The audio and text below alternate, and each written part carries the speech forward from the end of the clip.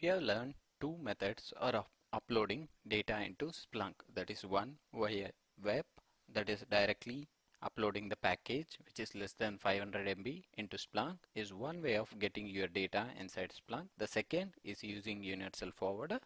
We saw two methods, that is one editing configuration file, second is the CLI.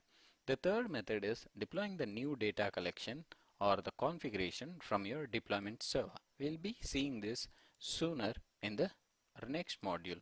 We can collect data using deployment server, that is deployment server deploys the configuration that we edited, that is inputs.conf, to our universal forwarder without logging into our universal forwarder machine. Just keep in mind so that it will be useful during our next discussion about our deployment server. Now we have uploaded the data into Splunk. Let us verify by using some of the basic search operation. This is our data. We have all the data inside Splunk now. Let me type access log source type. I'll do a wildcard search for access log, that is access star.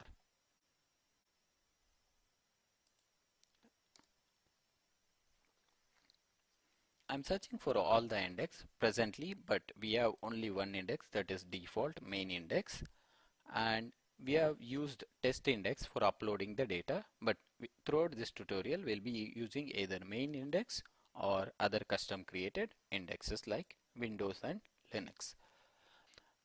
I've written three filters here on the search bar, that is index.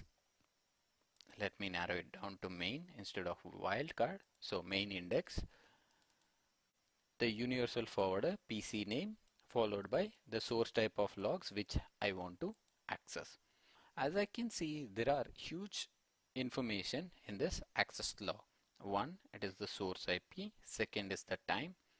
Make sure all these events are parsed properly so that once you see these events, you should be able to break down each event into respective fields here. If we are not able to break down each event into some of the fields or respective fields, that means the parsing is not proper and we need to work on our parsing. One of the simple examples, we can probably use a command known as IP location, and we can mention our IP address.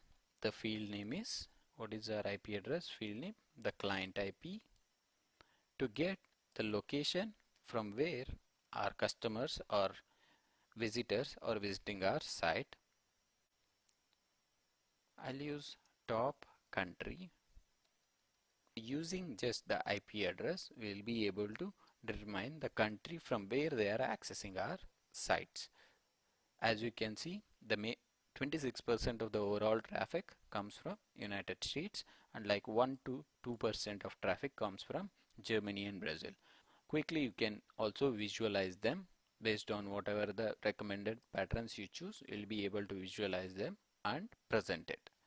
This confirms that we are able to parse these logs without any issues, and we have all our information inside Splunk using our universal forwarder.